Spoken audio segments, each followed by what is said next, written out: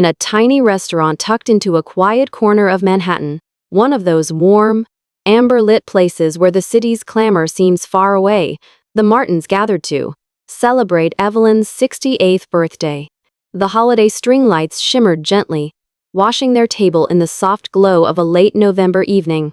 Maya Martin, the woman in the middle, a slender, graying woman of 44, lifted her glass in a toast to her mother. She had just begun to wish her many happy returns when her father, Michael, put down his fork and asked, almost offhand, "Did the money I sent last month come in handy?" Maya's mouth hung slightly open. The glass paused in her hand, then she set it quietly down. "Money?" she said after a breath. "What money are you talking about?" Evelyn looked up sharply. The chopsticks she was holding, a tradition in these upscale fusion places, dropped with a faint clatter onto the side plate. Suddenly, silence. It felt as if even the restaurant's soft jazz stopped mid-note. If you met Maya as she is now, moderate, unassuming, a mediator, you wouldn't have guessed what gave shape to her quiet strength. She grew up in the trembling calm of a suburban New Jersey neighborhood, sandwiched between a fiery older brother, Jason, and a clingy little sister, Emily. Within the four walls of her family's brick colonial, someone's voice or laughter was always filling the rooms. Sometimes, arguments too. From an early age, Maya learned how to step quietly, to sense the air around her. She became the watchful one, the one who moved back a little to keep the peace, reading the room like instinct. At dinner, for example, if there was one especially soft piece of sweet potato in the stew, she would nudge it onto her little sister's plate without a word. When her brother's temper was about to trip their parents' fuse, she would slip between them, change the subject, and say, "I used to do that too." On evenings when Evelyn and Michael fell into icy disagreements, Maya would sneak into the kitchen, add a little more sugar to their Earl Grey, and set the cups gently down beside them, murmuring, "Drink up while it's still warm." These small, daily acts, performed as if by second nature, gradually forged a shared family understanding about Maya. She's so easy. No trouble at all. But that ease, that assumed dependability, seeded its own expectations. Maya's strong. Maya can handle things herself. So, she grew up quietly, keeping her worries underground. Even in high school, Maya never let on when sports team drama, future plans, or fleeting quarrels with friends upset her. She calmly sorted it out alone. "If I fell apart," she'd whisper to her journal, "someone in my family would worry." That belief, as gentle as snowfall, shaped her quietly, but firmly into someone who would always see herself as the adjuster, the family's peacekeeper. One spring, when Maya was a senior in high school, a letter arrived, a plush, cream envelope from a top university in Boston, congratulating her on early acceptance to their psychology program. Her teachers, her friends, they all said, "Go for it. You'd be amazing there, Maya." But just then, Evelyn confessed to chest pains. The test results were mild. A heart condition, the doctor said, nothing urgent. But she'd have to scale back housework and not stay out too long. That night, Maya sat in the hallway, listening to her parents' hushed debate behind the living room door. The college application envelope sat in her lap. By midnight, the application was torn and tossed away. "I'll stay nearby. There are still a few local schools open for applications. I can commute from home," Maya told them the next morning. Her mom repeated, "I'm so sorry." Her head bowed. Her dad managed only, "That's big help, honey." Nobody asked if she really wanted that. That was Maya's place. In the Martin family, taken for granted, the safe bet, the buffer, the one who could be counted on to somehow make everything work. Even when college life began, and later on in her first HR job at a small insurance office, Maya never shed the adjuster role. At work, she ran interference between her manager and new hires. At home, she balanced concern for her parents' health with quiet check-ins on Jason and Emily's busy lives. Every weekend, she made sure to stop by her childhood house, toting a big Tupperware of veggie stew for her mother, warming the teapot for her dad, serving each with calm hands. She didn't expect thanks. Often, there was none. Still, she found comfort in being the person whose presence quietly eased other people's burdens. That became her role, her purpose. Whenever someone said, "You're such a good daughter, Maya," she smiled and thought, from the farthest corner of her mind, what does that even mean? Is a good child the one who never complains? The one who never causes trouble? Is it someone who expects nothing for herself? She never spoke these questions aloud. Even to ask would feel, in her mind, selfish. Still, doubt sometimes crept in, loneliness in the pause after hanging up the phone, the quiet at her apartment's kitchen table.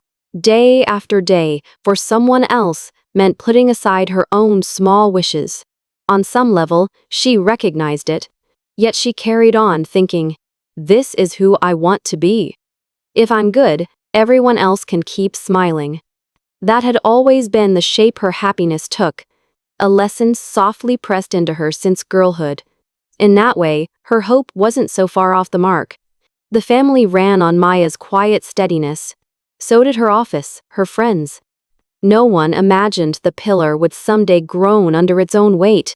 And so, in that restaurant where the city spread out below and the birthday candles twinkled, everything changed. The casual question about the money.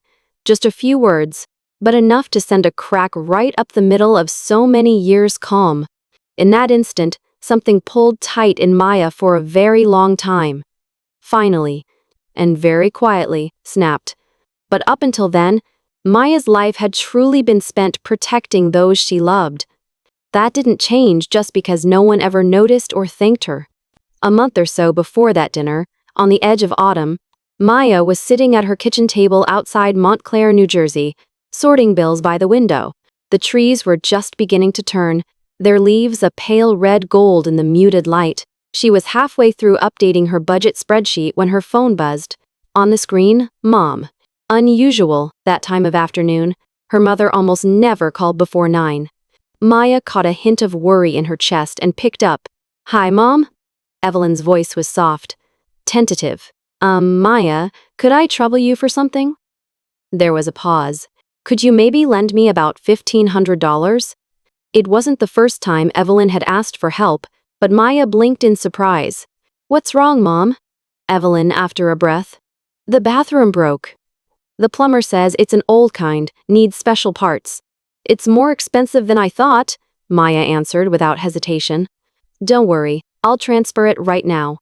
She took down the account number and hung up. But as she set the phone aside, she realized her chest felt raw, sandpapered. The request itself wasn't new, but the reluctance and discomfort in her mother's tone unsettled her in a new way. A few days later, as she was catching up with her sister Emily by phone, the lingering oddness found its shape. "Oh hey, did you hear?" Emily said as she scrolled through her phone. "Mom was at Macy's last week and picked herself out some fancy new necklace. Apparently, she told Aunt Liz it was a birthday treat." Maya's hand froze. "A new necklace?" "Yeah," Emily had said, her voice breezy and untroubled. "You know how she gets walking back from her tea group last Thursday? Stopped by Macy's just for fun, and next thing you know, she's picking up that necklace she's been eyeing." Emily gave a little laugh. "She's totally the type. If Mom likes something, it just goes straight into her bag." Those words still lingered in Maya's mind, catching her every so often like an old shard of glass in her memory, because not long before, there'd been that other phone call. The one where her mother's voice sounded small and tired, threading uncertainty into every word. "The bathroom's broken. Sweetie, the plumber said it's going to be expensive, needs a special part." Maya remembered her mom pausing, her breath hitching a bit. "I hate asking, but could you loan me about $1,500? I'll pay you back, of course," she'd added hurriedly, as if that would make it easier. Now, listening to Emily so lightheartedly describe their mother's shopping trip for a necklace, not a bathroom repair, something in Maya pulsed with confusion. Did that $500 really go toward the plumber? Or did it end up wrapped in a little velvet Macy's bag? She tried to brush it off, dismissing the thought as disloyal or unfair. She even muttered it aloud, barely above a whisper. Did she ever fix that bathroom? The sound of her own voice startled her. It was so rare for Maya to give voice to doubt, even in an empty room. But Emily, oblivious, kept chatting about work, her kid's new soccer coach. and the last episode of some reality show. The family, it seemed, was fine, on the surface at least. After the call ended, Maya remained at her table, barely moving, the evening sun lengthening the shadows around her. The question hung in her chest like a loose thread. Did Mom really use the money for what she said? If Maya pressed, she knew only discomfort would follow. Any direct question would surely upset Evelyn, put her on the defensive, or worse, invite wounded silence. And hadn't Maya always aimed to keep the peace, to be the good daughter? The dependable one. The one who understood, forgave, smoothed things over. So, as she'd always done, Maya carefully covered over the prickling doubt, folding it away in a corner of her mind. She whispered to herself, there must have been a reason. Maybe something came up and she just couldn't say. Maybe it wasn't about a necklace at all. It was possible, Maya told herself, that her mother truly did need the repair, and then splurged on something for herself later, feeling guilty and hiding it from her daughters. Maya constructed excuses, anything to keep the soft fabric of trust undisturbed. This, after all, was the skill she'd honed for decades, not demanding clarity, but instead layering hope over disappointment. It was, she realized, a kind of care, the type her family had tacitly expected from her, year in and year out. She'd grown up practiced in the art of not digging deeper into family hesitations, of stepping lightly around ambiguous explanations, of never asking more than someone wanted to say. It felt, in its way, like kindness. Or, if she was honest, sometimes it was just deliberate ignorance, a refusal to see what might be uncomfortable. But that small seed of mistrust wouldn't quite go away. And in the days that followed, it lingered. When Maya washed dishes and listened to the cheerful pop of the bubbles, she found herself drifting back. Did the plumber ever come? On the subway to work? As her faint reflection floated in the window beside rows of strangers, the question sparked again in her mind. Was I left out, just for asking? A quiet voice murmured, maybe I'm the one on the outside now. Maybe, without even knowing it, they never really trusted me back. It hit her gently but persistently. Was the kindness that kept their family smooth just a refusal to talk about?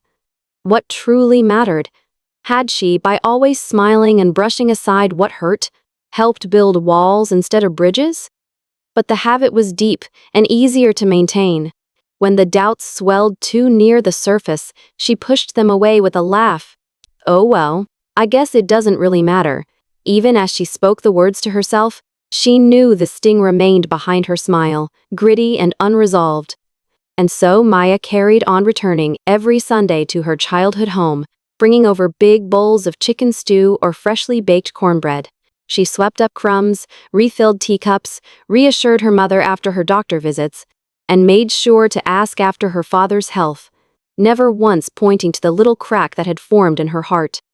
Her unwavering devotion mingled uneasily with the nagging sense of something left unsaid.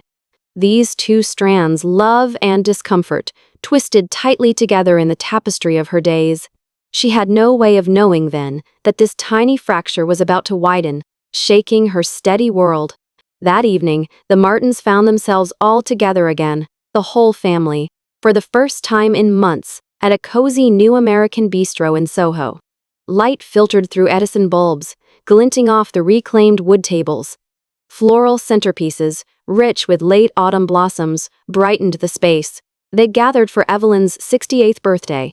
Laughter and the clink of glasses bobbed softly through the meal. Maya sat near the end of the table, quietly savoring each plate, eyes sweeping now and then across her family, a circle she'd worked so hard to keep unbroken. Her father, Michael, regaled them with stories of his old days. One memory, in particular, heaved itself onto the table with a chuckle and a shake of his head.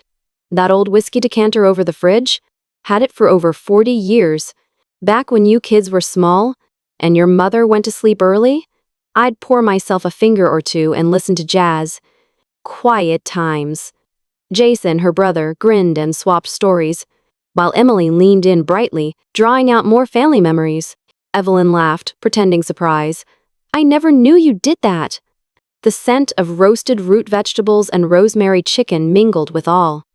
the voices blurring the years and their hardships. As always, Evelyn slipped into her hostess mode, fetching a fresh glass of water. For Jason, spooning extra mashed potatoes onto her grandson's plate, bustling between table ends and always fussing over the others. Maya watched from her corner, gathering empty plates and straightening napkins, her gestures as thoughtful and quiet as ever. She wished with all her heart that moments like this might last. For a beat, everything did feel calm, stable, ordinary, good. Then came dessert. The house's signature vanilla panna cotta with ripe strawberries, bright and inviting, a tiny happy birthday piped in chocolate on the plate.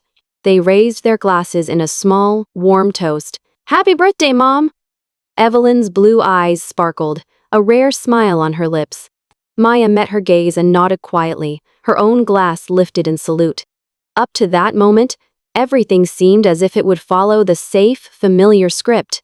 But suddenly, Michael set down his glass and, with practiced casualness, asked, "So, Maya, that money I sent last month? Did it help any?" The table grew still. The sound of forks faded. Maya, spoon poised mid-air, found her words caught in her throat. "Money?" she echoed. "What money?" Even to her own ears, her voice sounded thin, uncertain. Michael's smile faltered. Evelyn clutched her napkin, staring at her dessert with rigid intensity. Jason's throat clicked as he swallowed. Emily's eyes dropped to her water glass, sensing the sudden chill. No one filled the silence. Not even the gentle background jazz could soften the moment. The silence was hard, wide, echoing in every corner of the table. Evelyn stayed silent, eyes lowered, spoon set gently down. Finally, she murmured, "Well, the panna cotta will go warm if we don't eat it." That was all. Michael drank from his glass and said no more. The conversation picked up. The kids' science projects, the neighbor's new dog, anything at all to steer away from the exposed route. But the break in the silence lingered. It could not be patched over, not tonight. They paid the bill, wrapped themselves in scarves against the crisp night, and stepped out into the glowing Manhattan streets. Maya hesitated beside her mother, wanting to say something, to bridge the new gap with warmth. But Evelyn turned aside, her words measured. "Thank you, Maya, for tonight, and nothing more." The family each peeled away, heading for their trains, subway platforms, cabs, the rolling hush of the city at night. Maya stood alone on the uptown platform, the dim rumble of the next train in the distance. But louder still, echoing deep inside, was her own unanswered question. What did you do with that money? And Evelyn's silence, which said all it needed to say. Why didn't anyone speak up? Why, in that moment, did everyone look as if Maya was the one who had broken the spell? By simply asking what was real? She didn't yet know it, but that night marked not an ending, but a beginning. A slow, necessary turning, away from silence, and toward herself. The train ticket in Maya's hand was damp. Was it the cold wind drifting through the station? Or could it have been the faintest trace of tears she'd wiped away minutes before? Even Maya herself no longer knew which it was. All she felt for certain, settled heavy and quiet inside her, was this: a single, simple sentence at dinner had crossed a long-standing, silent line within her family, one of those unspoken but fiercely protected boundaries no one ever crossed. Perhaps it was one of those never-touch places in a family, the kind of truth, hidden for so long that it became part of the wallpaper, never discussed aloud. And yet, always there. Tonight, though, the price for touching that buried mystery had begun to settle, in her chest, heavy and sure, like a winter coat after dark. So, rocking gently homeward as her train coursed up the Hudson, Maya Martin sat quietly by the window, eyes wandering between the glittering city lights and her own face reflected in the glass. She looked tired. Not just physically worn down, but tired somewhere deeper. For a moment, her reflection, pale, thoughtful, lined just a little at the corners of her mouth, seemed to overlap with the memory of herself as a small girl. Hadn't she once felt safer at home? Ensconced in the circle at her parents' old wooden dinner table, her voice easily finding its way into the chatter, laughter spilling out without hesitation. Her opinions, small though they were, voiced without fear or guilt. When had that changed? When did I start weighing every word before letting it out? The question passed her lips in a hush, but there was no one near to answer. By the time she reached her apartment, a neat, sun-washed place just west of Montclair's Central Avenue, everything in the world seemed unchanged. Coats hung on their pegs, the houseplants blinked steady with tiny LED watering reminders. The kitchen counter gleamed the same as always. Yet tonight, this quiet order felt colder than usual. The stillness pressed in on her. It felt less like home than a stranger's living room. Maya set down her purse on the faded blue couch. She filled her old kettle at the sink and set it to boil, dimming the living room lamp by a single notch, softening the shadows. No one had tried to smooth things over after that silence around the birthday table. Her mother's cool glance lingered in her memory, elusive, unreadable. Her brother Jason and little sister Emily, with a quiet switch of subject, had flicked away the awkwardness, pretending nothing odd had happened. Was it me? Did I break the mood? The word slipped out, followed by a self-mocking, "Rate," tired little laugh. She poured her tea, stirring in the smallest splash of milk, her mother's old favorite. She watched quietly as the white cloud swirled through the gold of the tea, drawing complicated shapes as it mingled, her actions mechanical, the sight somehow separate from herself, as if she was watching another woman entirely. Maya didn't bother with the TV. She left her phone tucked in her bag, ignoring the blinking notifications. Instead, she pulled open a drawer and slid out a navy blue notebook, a keeper of private notes, a record, in her old neat handwriting, of every small gift and gesture she'd ever given her family. A scarf for Evelyn's birthday, a hand-thrown teapot for Michael for Father's Day, housewarming lilies for Jason when he'd closed on his fixer-upper in Queens, a baby blanket, and a book of lullabies for Emily when she brought home her first child, and tucked beside each gift, in the tight script of afterthought, Maya's penciled notes on how they'd received it. "Thank you, I've already started using it. It really helped at just the right time." "Oh, you didn't have to do that." Something about that last one, "Oh, you didn't have to do that," was circled, then crossed out with a heavy line, as if Maya had willed herself to forget it, but just couldn't. Gently, she snapped the notebook closed, flipped it back in its place, and walked tiredly to her bedroom. She settled herself before the old vanity her grandmother had left her, the one with the chipped edge and the oval mirror. Looking her reflection in the eye, Maya found herself whispering, "What was I really hoping for? Forgiveness? Gratitude? Or maybe, just maybe, she'd wanted them to talk to her honestly about anything that mattered." When morning finally peeled back the night, Maya went on as always. She cooked oatmeal, brewed coffee, folded laundry, and tended to her little pots of impatience out on the small balcony. Each of these small acts, the quiet repetition, steadied her pulse, as if putting her heart back into order, one fold at a time. And, as she misted the leaves, a new thought surfaced in her mind, so gentle, it almost slipped past. "I want to know the truth. Where, actually, did that money come from? Who made which decisions? Why was she left out? Not to accuse them, no, it isn't that. But I need to stop pretending not to know. I need to finally ask." That resolve carried her through the next, quieter day, right up to that same cool evening when Michael's casual confession still echoed in her mind. "Last month, I transferred about $21,000 into Mom's account," he'd said. "I told her it was for you, Maya, for whatever you might need." Maya felt the air go out of her lungs. She'd never been told about that money. That was the blow that landed hardest. She slept restlessly that night, waking and drifting over and again. Dream after dream twisted through her mind, her mother's tense expression, her father's steady voice, the heavy silence between them as she stood in a pool of uncertainty, unable to speak, forced to walk away.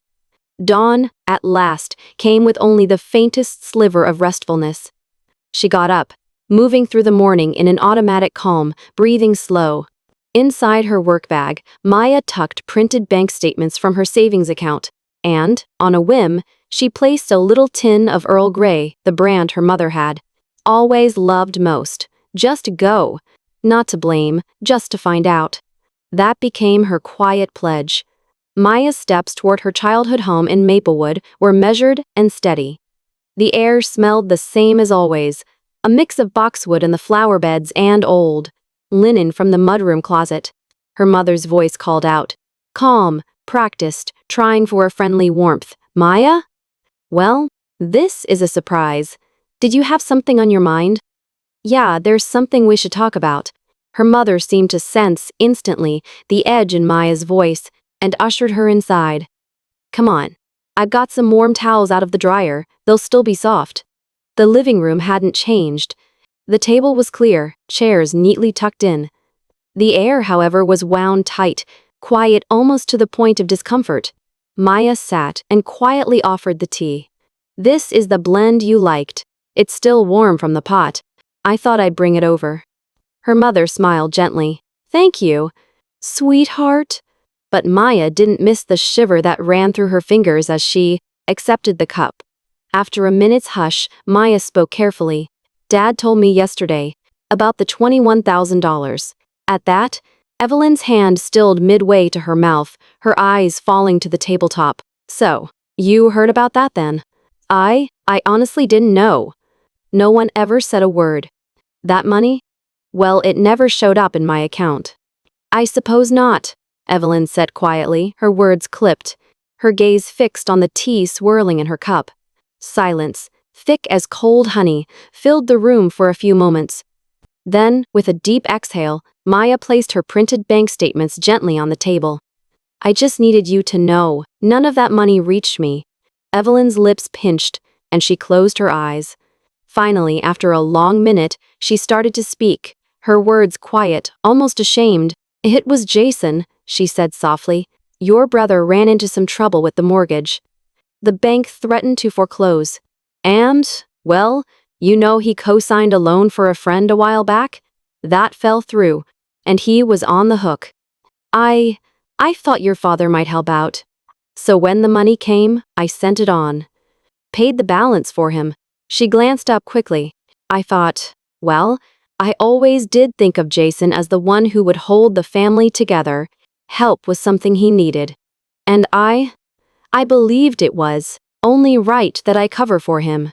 Maya listened quietly, her throat tightening with every word, though she did not interrupt her mother's confession. When the pause stretched between them, Maya found her voice. Dad said he sent it for me. That's what he told you?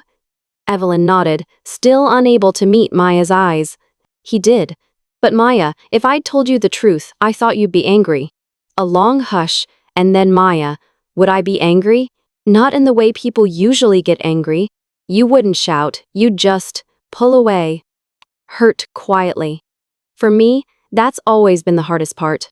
For a moment, Maya felt something choking at the back of her throat. She swallowed hard. You really think I seem unbothered? Like nothing touches me? And for the first time that day, her mother looked her straight in the face, eyes brimming with a stark, honest pain. That's how I've always seen you. Since you were little. No matter what happens, you always seem to handle it. You solve problems on your own. I guess that's why I never thought of you as someone to lean on. Maya drew a breath, long and careful, feeling that unspoken, lifelong contract vibrate between them. But don't you see? That's what hurts most. Not being trusted means not really belonging. Evelyn blinked, stunned for a split second. After that, Maya took a careful sip of her milky tea and set her mug down. She seemed to have to wring the words out, as if speaking from a well of hidden aches long held in. You know, she began, her voice trembling just a little at first. You've always been my pride. Really? You always step back, see what the room needs, put everyone else first. Nobody I know has a bigger heart. She let out a thin sigh. But somewhere along the way, that made you into the child I never had to worry about. Soft daylight from the old window glimmered on Maya's mother's face. Evelyn's. Eyes watering slowly, lids fluttering as if to hold it back. I'm not that strong, Evelyn said. I only ever seemed like it. She curled her fingers together over her chest. Truth is, all I ever really wanted was just once to have you talk to me. Like you did when you were little. When you let me in. Her voice shook, hollowed by the weight of years. But you always just handled it by yourself. When you go quiet and decide things alone, it feels like I'm invisible. Like I'm not really in the picture. Everything in the room shifted in a single breath. The faint refrigerator hum, the measured tick of the wall clock, the curtains stirring at the air vent. Suddenly, all of it seemed to pause. Evelyn reached out, hands folded, and said in a hush, "I'm sorry. I think I was wrong. I counted on you to understand things I didn't even say aloud. Thought you'd just get it no matter what. That wasn't fair." She pressed her knuckles against her chest. "I guess that was me, avoiding the hard part. I didn't think about how it might hurt you. Maybe I was just doing what made it easiest for me, not what was actually right for you." For several moments, Maya said nothing. She looked down at her cup, steam fading into the air between them. Then, finally, she gave a small, steady reply. "I honestly believe that, in a family, it's not being the strong one nobody leans on that matters. It's having the courage to be unsure, to struggle together." She almost smiled, but her words barely trembled. "You know, I trusted you, Mom. I always thought that you'd talk to me, truly talk. Because I've always been the listener in this house, not the one with something to say." When her voice faded, a quiet unlike any before settled around the Martins. It wasn't awkward or cold this time. It was a rich, full hush. The kind that comes only when two people are brave enough to meet each other's hearts head on. For a long while, not a word passed between them. Just the slow movement of sunlight shifting on their small table, and the distant, steady hour chime from the kitchen clock. Maya kept her coat folded over the couch instead of heading for the door. She rose finally and wandered to the window, looking quietly into the tiny backyard. The grass moved in wide, sleepy waves under pine shadow and sun. "This house?" she murmured. "It's so much quieter than it used to be." She glanced at Evelyn, voice gentle and a little tired. "When we were all here, every room felt full." Evelyn stood with her, arms crossed, next to the window's ledge. She smiled, a little shy. "Yeah, everybody's grown up. Seems like the only time the house really feels alive these days is a holiday. Or when you or your brother are back for dinner." She traced her fingers across the glass. "But you know, I don't think quiet's a bad thing. At least not if we can talk like this. If, now and then, we really say what's on our minds." That thought seemed to settle something soft in Maya. She gave the slightest nod.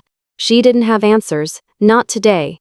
But she'd placed her words down, given them shape, made them real. She wasn't staying silent for someone else now. She was speaking up for her own sake. And maybe that was the first step, a new habit breaking through the polished surface of old ways. On that spring morning, Maya Martin found herself standing at a line she'd never drawn before. Not a wall to keep anyone out, but a boundary to keep herself whole, gentle but sure. It wasn't enough to be the good child, the peacekeeper, the one everyone depended on. Now, she realized, it took a certain kind of courage to be honest instead. To risk being truly seen. That line, so new and unknown, would change how she moved through her days from now on, in ways both small and deep. Sunlight poured in through the lace curtains and spilled onto the old hardwood, golden and slow. It gave the living room a kind of hush, warming the edges of every chair and rug. After a minute, Maya left the window, her mother still beside her, and quietly slipped back into her seat. The air in the house had grown softer, but the ache inside her hadn't vanished. She could sense it, faint and cold, a knot of hurt that would not lift with just a single talk. Something was changing between mother and daughter, but part of her knew some things might never be the same. It was a strange, in-between moment, one where nothing seemed truly settled, but nothing was quite as it had been before either. As that silence lengthened, Maya stared into her mug, where the tea had pooled, swirling in half-faded rings at the bottom. It looked like the faint traces left after a rain, a mark that something had happened. Quote, something that would linger. Breaking the silence, Maya's voice sounded soft but clear. "Mon?" Evelyn looked up, dabbing her eyes with a tissue. It wasn't the money itself that hurt, or how much it was, or even what it bought. The part that hurt was not being told anything at all, not having that trust. That's what really stung, more than anything else. Evelyn folded her tissue once, twice, smoothing it flat. Her hands told their own story, trembling as if all her nerves were in the paper she held. "You're strong, Maya. I always thought you'd just understand without asking, without needing to be told. But I think now, maybe that was just what I wanted you to be, not who you really are." Weariness colored her words. But she kept going, as if speaking mostly to herself. As a parent, you end up having to make choices. Sometimes, you keep things quiet to protect someone. I thought that was my job as a mom, to shelter, even if it meant staying silent. For a heartbeat, Maya closed her eyes, gathering every ounce of steadiness. When she met her mother's gaze, her face was almost luminous with quiet resolve. "So that's what choosing really means," she replied. "It means someone ends up left out. Well, this time, I'd rather be the one outside. I'm done waiting for permission to speak." She smiled, sadness flickering through her words, then reached into her bag and laid 3 objects side by side on the table. The first, a bank statement. The second, a small digital recorder. The third, a letter in a plain envelope. Evelyn peered down, confusion warring with dread. "What's all this?" Her daughter's voice didn't shake. "This recorder has the call I got from Jason last week. He told me himself. You said Maya was fine with it so the money could go for the house. But I never agreed. I never even got to be in the room." She placed the papers gently, letting the truth rest in the open. Finding out all of this, that's when, inside, something just ended. That's when I drew my line. Evelyn stared at the recorder, but didn't touch it, only lowering her gaze as if absorbing every regret she'd never spoken. At last, Maya lifted the envelope and pulled out a letter, sliding it softly to her mother's side. It held just one sentence, clear and entire, in her familiar handwriting. "As of today, I'm stepping away from the family's problems." No flourish, no special wording. Its power was in its plainness, the weight of every feeling condensed to a single, final choice. With shaking hands, Evelyn picked up the letter and read it through, tears catching in the corners of her eyes. Her lips parted, but for a long moment she said nothing. Then finally, in a small voice, she managed, "I see. You were always quiet. And I took that for agreement. But maybe, deep down, I just wanted to believe that's what you felt. I just wanted something to hold on to." Maya nodded, tears shining but not falling. "I believed too. I kept hoping you'd meet me as an equal one day. But I can't be the good child anymore. I want to live as an adult with respect for myself." The old house fell silent again. Only the muffled tick of the clock, the faint hum of traffic from outside. Evelyn, lost in her own sorrow, could only whisper, "I'm sorry," as her tears began to fall, quiet and unstoppable, darkening the wood beneath her hands. Maya watched, but made no move to comfort. No tissues, no smoothing of hair. Instead, she leaned back, letting the shape of the ceiling fill her vision, letting the moment stand on its own. It was, for her, the first day of a very different way of loving, a kind that could hold kindness and distance, both at once, and still call itself family. That look on Evelyn's face, Maya would remember it for years to come. Something released, even as Evelyn's eyes lingered not on her daughter, but somewhere further away. It was as if, in that moment, Evelyn was seeing both the shape of things lost and the faint hope of letting go. After a while, Evelyn stood, smoothed her cardigan, and bowed her head. The gesture was small, almost old-fashioned, as she spoke with practiced calm. "Thank you for making time for me today, Maya." Yet her steps didn't move toward the front door, but into the shadowy hallway at the back, her every footfall, gentle and thoughtful. "Sis, aren't you leaving tonight?" The question, quiet, surprised, floated in from down the hall. Emily's voice, small and plaintive. At that, Maya found herself giving a little smile, her words warm but tinged with fatigue. Would it be all right if I stayed here for just a bit longer? There was no final goodbye in her tone. This was no sharp break, no shattering of ties. Instead, it was a gentle redrawing of boundaries, enough distance to honor herself, not enough to destroy the fragile threads of family still holding on, not getting caught up in the old roles. Maya realized, and that heartbeat wasn't the same thing as throwing them away.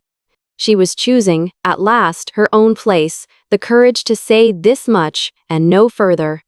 It had taken almost half her life to learn, but she understood it now. How to make a place for herself without being everyone's problem solver. And on this day, Maya decided not to sit in her old seat as the good daughter, but as her own person for the first time since girlhood. Back in the living room, the two women left behind, Evelyn and Emily, remained in drifting silence. Each looked off in her own direction, neither willing to speak, yet sharing the same quiet hour as dusk pressed against the windows. Evelyn still held the envelope that had started it all. She let herself sink deep into the couch, her shoulders slack partway between a weighted grief and the first lift of relief after years of carrying something too heavy for too long. In another part of the house, Maya splashed cold water on her face in the hallway bathroom. She caught her own reflection in the mirror and watched as her brow knotted for just a moment, then relaxed. Her mouth moved. Well, I actually said it. The sound, a thin whisper, was drowned by the gentle rush of water. She dried her face slowly and returned. If anything had changed, it was only the silence, deeper but no longer dangerous. Maya sat across from her mother and set down a cup of coffee, reheated, extra warm. Here, Mom, have some before it gets cold. The nights get chilly. Nothing more needed saying. Evelyn gave only the smallest nod, her gaze fixed somewhere low. She stroked the edge of the mug, unmoving. But the silence between them, thick as it was, had lost its sharp edges. It no longer felt like a judgment or a punishment. There was a presence in the hush, a shared agreement, palpable even without words, that neither of them wanted to break. Outside the window, the wind shook the last gold leaves from the maple in the yard. There was no television on, no radio. Only the hum of the fridge and the gentle clink when the coffee cup touched the table. Maybe those small sounds were all that was needed on this night, just enough to remind them both of life moving forward. Cradling her cup, Maya spoke suddenly, in the quiet way someone revisits a memory. Mom, do you remember, when I was little? Sometimes you and I would have tea together at night if I couldn't sleep. Evelyn looked up, startled. Her face softened with the recalling of a simpler time. Yes, I do. That was the night you woke with a fever, wasn't it? You said you couldn't fall asleep. That's right. And I told you the tea tasted strange, a little bitter, but also grown-up, so good. You poured in milk for me. Maya smiled, her voice turning almost childlike. But don't tell anyone, you whispered. A shimmer of tears was there, but now a faint smile. Too old warmth kindling beneath the sadness. I haven't thought about that in ages, Evelyn replied. I never forgot it, Maya said. That night, I really felt like you trusted me. It made me so happy, just to be there with you. Evelyn bit back her own tears and whispered, I always did trust you. I just somehow forgot how to say it, somewhere along the line. Nothing more was needed. That night, what passed between them wasn't some grand moment of forgiveness or understanding. It was the harder, quieter act of caring for someone from a healthy distance, a kind of respect for themselves and for each other, forged only in silence and time. Mutual recognition, unvoiced but clear. Even as you love, it is okay to protect yourself. Even as you step back, the bond does not have to break. That silent acceptance gave Maya what she truly needed, the knowledge that it was now safe to go home, to trust the feeling that she had done enough. Tiekshi. Seasons circled on. The rhythm of Maya Martin's days began to shift, gently but unmistakably. Nothing remarkable changed in her habits. Morning alarms sounded and she woke at the same hour. Hot water in the mug, plants on the windowsill. A simple lunch packed from leftovers. A silent train ride down the Midtown line to her job in a non-profit office on The edge of Manhattan. The city whirred on, the sky faded to spring. Everything and nothing was different. It was the feeling inside, a soreness rediscovered, a little catch that finally eased in her chest. She'd kept her distance, and that distance held. After that evening, Maya stopped appearing on the Martin family's group video calls. She still got the notifications. Zoom tonight at 8. We had spaghetti for dinner. Emily's son's recital is coming up. The same messages as always. Once, she would have been the first to respond. Now, she read them and let them sit, offering nothing in return. She felt no guilt. If anything, breathing felt a touch simpler, as if she'd at last chosen not to leave herself behind. The first person to notice her silence was Evelyn. In the third week, Maya's phone rang her mother's name on the screen. Maya let it buzz, closed her eyes, and waited for the ringing to fade away. It happened again the next night, then again. But after a few tries, Evelyn stopped. For a while, there was nothing but stillness and the usual current of city life. Then, one day, early April, a letter appeared in Maya's mailbox, the handwriting familiar, her father's. Inside, a single-lined page, the curves and loops deliberate, a little old-fashioned, like him. To Maya, I apologize for sending that money without a word. I was sure your mother would know what to do. Foolish of me to think that meant I shouldn't ask you directly. In missing that step, I made the mistake of not asking what you truly needed. You have always carried the heaviest load with the lightest touch, and none of us noticed. We trusted you less than anyone, and that isn't how a father should act. I am so very sorry. Dad? She pressed the page closed and for a long time did nothing except hold the envelope in both hands. No triumph, no vindication, just, for once, a sense of honest understanding finally arrived. She didn't write back. But that spring, as the dogwoods bloomed and clouds moved fast above the city, Maya decided to send her family something after all. It was nearly Evelyn's birthday, a holiday always marked by noisy dinners, roses on the table, and a swirl of laughter and cake. This year, Maya chose to order a bouquet, a quiet gesture, delivered with neither message nor name attached. The arrangement, pale purple hydrangeas, Evelyn's favorite flowers she'd always tendered in the backyard. When Maya was a small child, she'd stand with her mother under the same big umbrella, gazing up at drifts of blue and violet in the rain.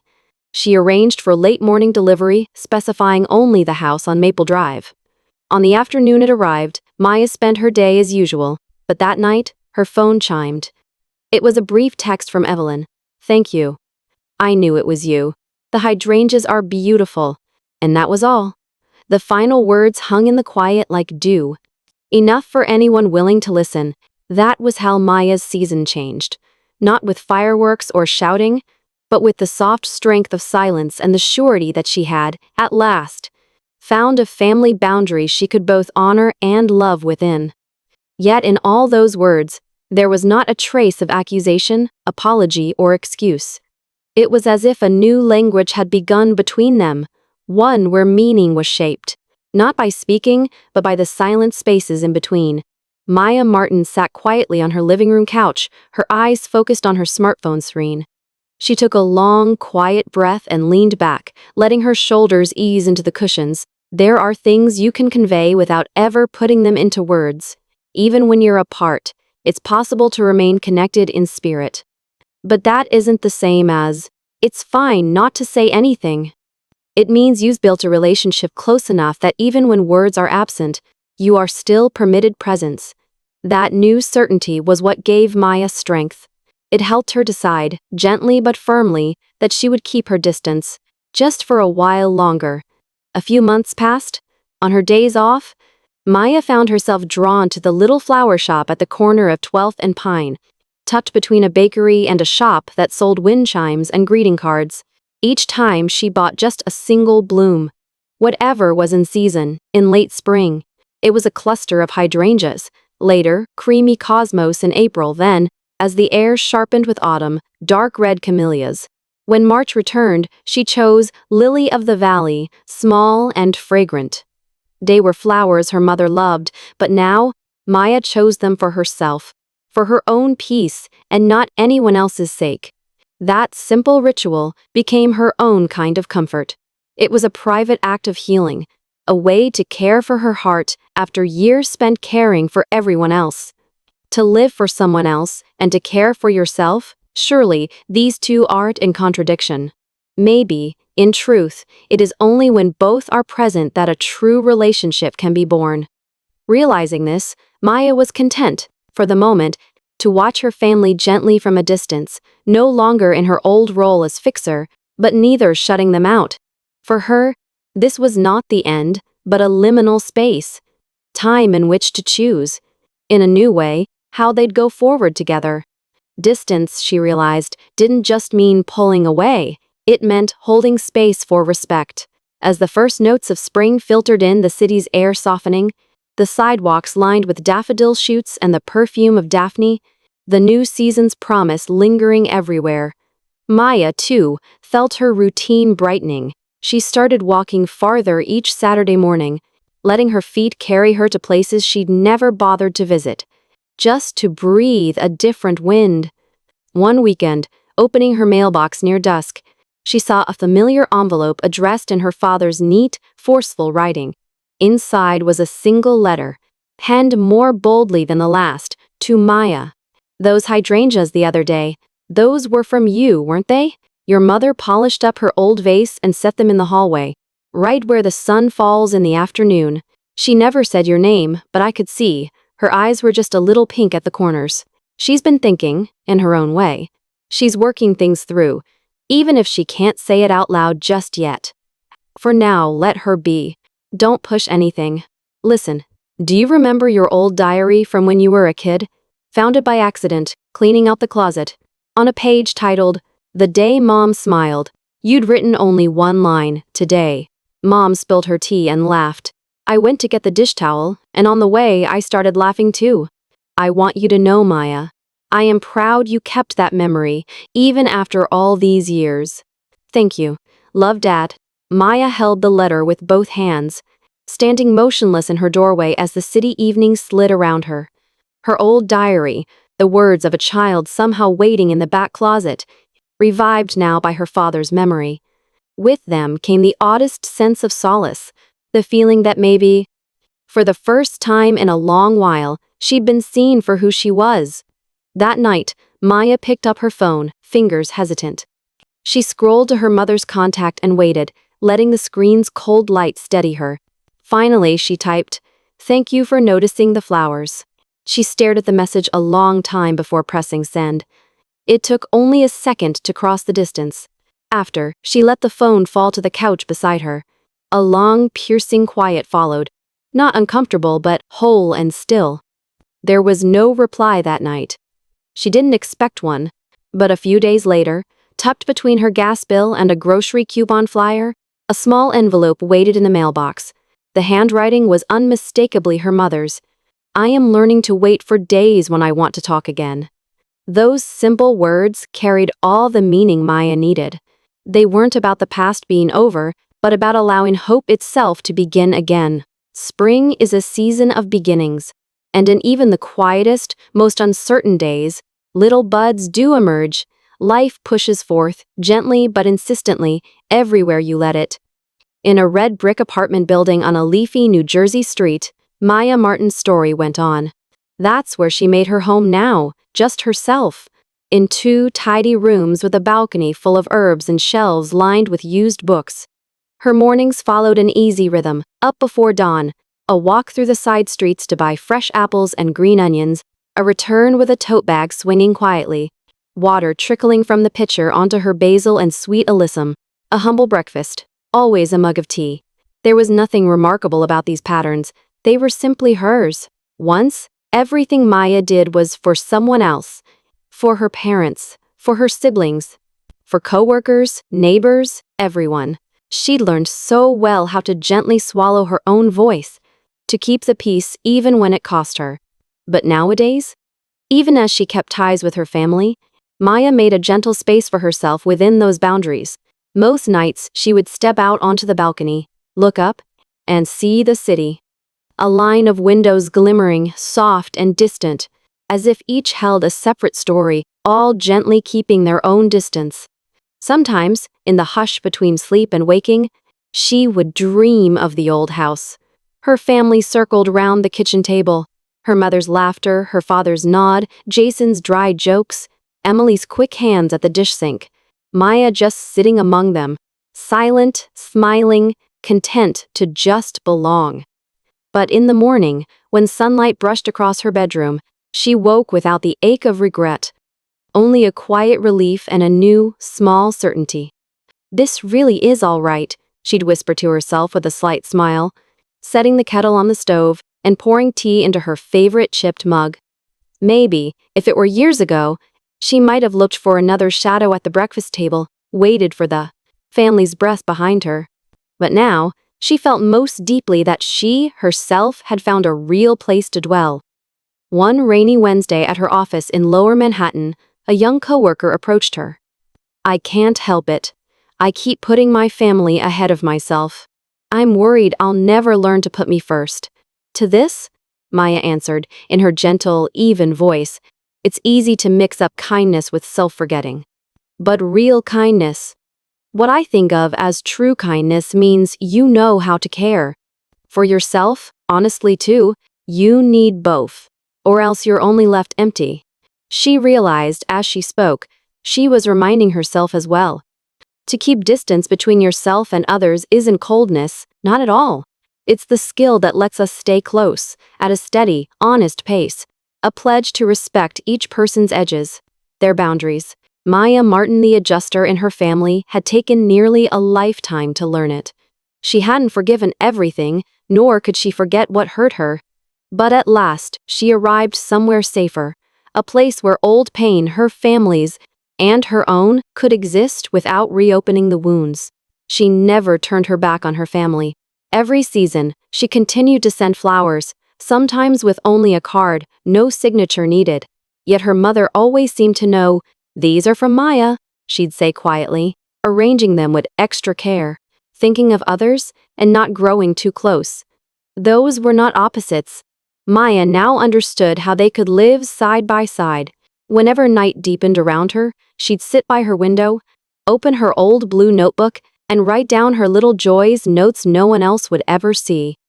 On one page, she stopped and wrote, "I am growing even in quiet spaces. There is kindness here for myself." And that, she thought, was all her story needed, for now. True love has boundaries. That's exactly why it lasts. It can't be broken. Dear readers, have you ever had someone say to you, "You're strong, you'll be just fine," and then quietly step away, leaving you to manage everything on your own? Maybe it was a friend, a parent, or even someone at work. Maybe you were the reliable one, or the strong one, so everyone assumed you didn't need help or comfort, and left you standing in the hardest moments by yourself. If you've had that experience, or if you're living it right now, please hold on to this in your heart. The words you never got to say, the ones you kept quietly locked away, they are still alive inside you. Even if they never left your lips, they didn't disappear. They became a part of you, quietly shaping how you move through the world. Someday, those unsaid words just might matter more than you realize. It might be your own story of sadness or strength that quietly encourages someone else. Maybe, one day, another person will need the push you once needed, and your old, silent courage will give it to them. It's never too late to start your story. You can begin today, right here and now. Because love, real love, the kind that honors both closeness and independence, means drawing lines so you don't lose yourself. Kindness can mean being gentle, and also mean stepping back to take care of the person you are, inside. So, if you're holding on to words you never said, or waiting for someone to finally understand, know that you're not alone. The things you felt and kept hidden still matter. They are still yours, and they are still true. And maybe, just maybe, today can be the beginning for your story too.